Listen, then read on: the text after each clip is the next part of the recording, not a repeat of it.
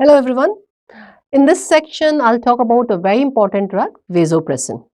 Now, vasopressin is practically a endogenous hormone which is stored in posterior pituitary and released when the serum osmolality or when the baroreceptor firing is reduced, and it has some very important physiological role in maintaining the total blood volume and maintaining the blood pressures of the body. So all these things we need to understand the use of vasopressin as a vasopressor in a very important indication, septic shock.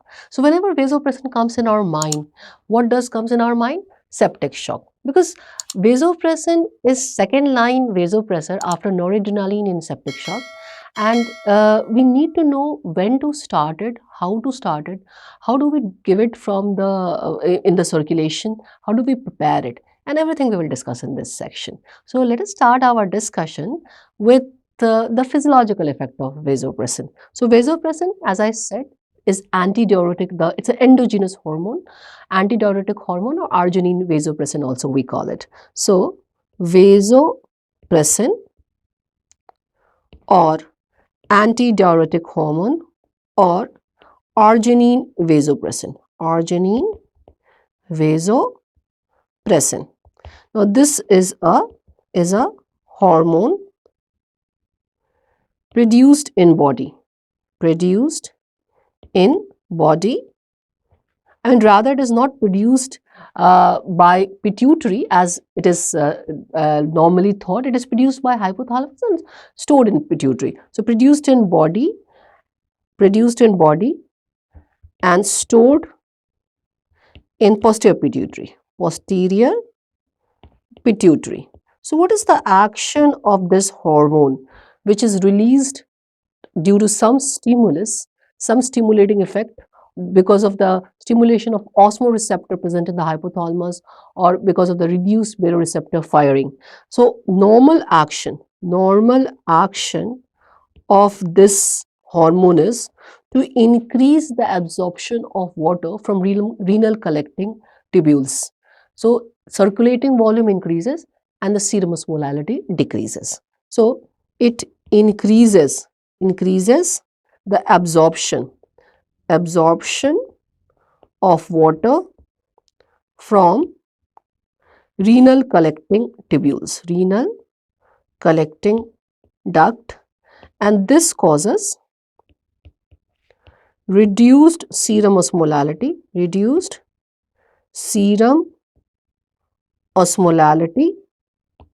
and increased circulating volume, So I'll show you the image. Now, whenever the serum osmolality, the normal serum osmolality is 275 to 285 milliosmol per kg.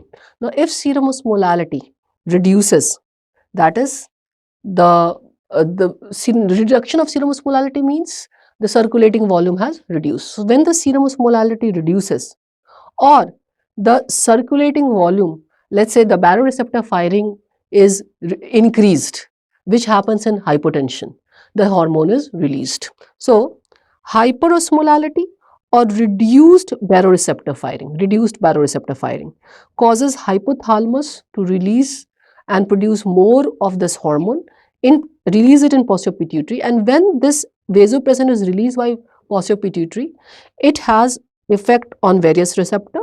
Two very important receptor has been identified. There are few more receptors but lesser important, but two most important receptors, V1 and V2. So vasopressin released would act on V1 and V2 receptor. V1 receptor is primarily present on the blood vessels.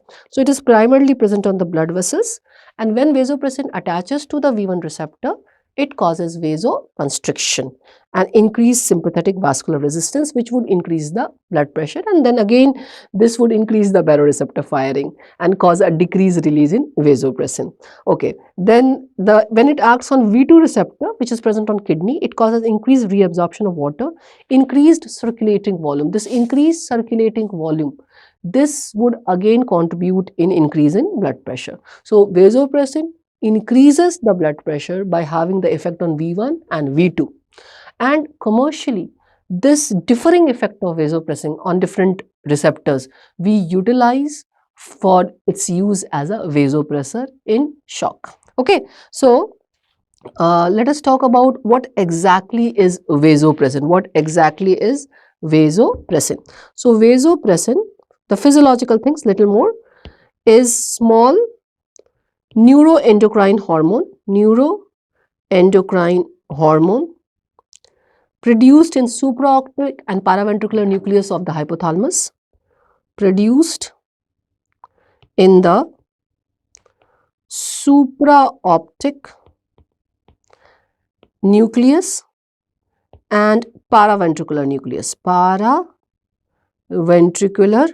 nucleus, which are present in hypothalamus. So basically it is produced in hypothalamus, and then it is released in posterior pituitary. Now raised serum osmolality, as I already said, raised serum osmolality causes its release from the posterior pituitary. Apart from this, sympathetic stimulation causes its release. It is one of the stress hormone. Reduced baroreceptor firing and angiotensin 2 all causes its release. Now when it is released, this hormone, the vasopressin, is released, it will act on different receptor. So what are the different receptor which has been identified? V1, V2 and V3. V1, V2 and V3, and can also act on oxytocin receptors, and some more effect receptor has also been identified, but still in let's say still in a trial phase of identifying those receptors. So let's talk about V1, V2 receptor first. So V1 receptor, also called vascular vasopressin receptor, this is located on the systemic and splanchnic renal and coronary circulation. So important thing to remember, it is systemic blood vessels, it is on all the blood vessels, but it is also on splanchnic and also on the renal and also on the coronary circulation.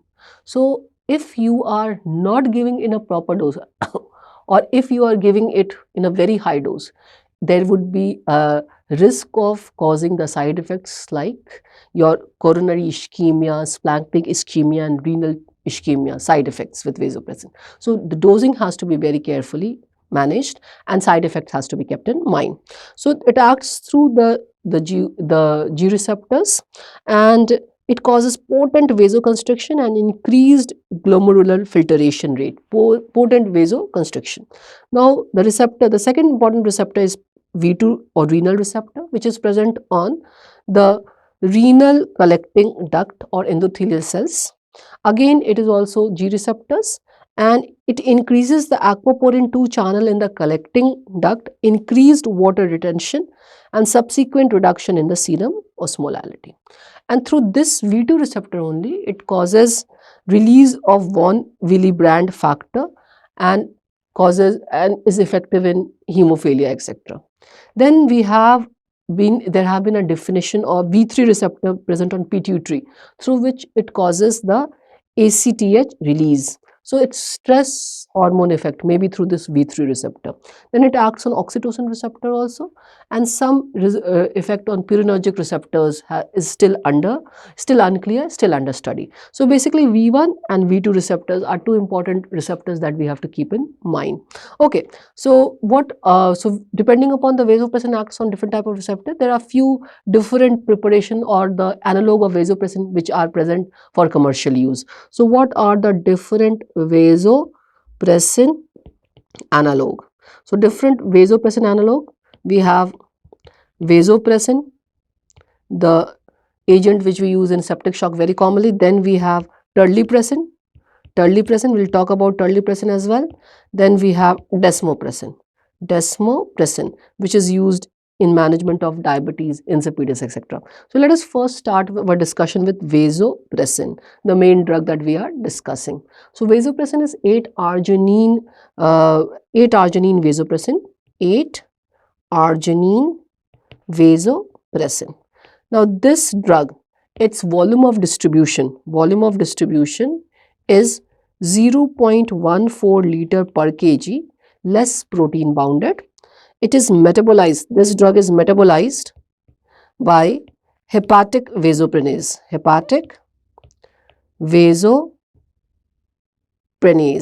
So that's why it has a very short half-life of 10 to 35 minutes. And that's why we have to give it an infusion. So because of the short half-life, infusion is used. Apart from that, 60% of the drug, 60 to 65% of the drug is excreted unchanged in kidney, So these are the important pharmacokinetic, let's say, pharmacokinetic effects of properties of vasopressin. Let us talk about its uses in different conditions. So what is the role of vasopressin in septic shock? The most important indication is septic shock, okay, of vasopressin. So it is, as I already said, second line of drug after noradrenaline. So this is second line vasopressor after adrenaline. So, after noradrenaline, not adrenaline, noradrenaline. The first line vasopressor in septic shock is noradrenaline, and this is second line vasopressor. So basically it has the catecholamine sparing effect. So that's why it contributes synergistically in increasing the blood pressure of the patient. So when the patient is not responding to noradrenaline, then rather than using another sympathetic drug like adrenaline, etc., the addition of vasopressin, some trials have shown very good benefit, right? So basically the drug has catecholamine sparing effect. So by this effect, it decreases the dose of noradrenaline, and is more effective in synergistically increasing blood pressure. Now, synergistically increasing blood pressure, I'm saying, individually as a first line, some trials have compared it with noradrenaline, and it has not found to have any positive effect on mortality and morbidity. So basically still it is second line. So we'll talk about some important trials, right? There was one meta-analysis which was published in 2008. This is the VAST trial. This is popularly called VAST trial. This was published in 2008 in New England Journal, and this compared vasopressin with norepinephrine infusion in patient with septic shock. Now, in one group, noradrenaline infusion, and in another group, noradrenaline with vasopressin was used, right? So now this study showed a lot of benefit of when adding vasopressin, but did not show overall benefit in decreasing morbidity and mortality, right? So there was no significant improvement in short-term mortality among the patient who received either vasopressin or terlipressin, right? However, patient who received vasopressin or terlipressin required less norepinephrine. So it decreased the norepinephrine. So norepinephrine dose was reduced, and it had a synergistic effect. So this was VAST trial. Then there was a very important VANISH trial. VANISH trial. This was trial in which effect of early vasopressin versus norepinephrine on kidney failure. Kidney failure, AKI was taken as the primary objective in patient with septic shock. In this, compared vasopressin, this trial compared vasopressin with norepinephrine in 409 patients with septic shock. Now, vasopressin did not improve mortality or number of kidney failure free days. It has been associated with reduction in rate of kidney failure and requirement of kidney replacement therapy, that is RRT.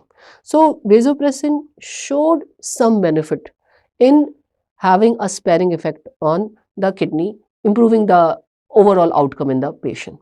So, again, these trials and some more very important trials made the surviving sepsis campaign guidelines to put vasopressin as the second line of drug after noradrenaline. So, noradrenaline, as I said, is the current first line of vasopressor, However, vasopressin is recommended the second line in catecholamine-resistant states. So what does this guidance say?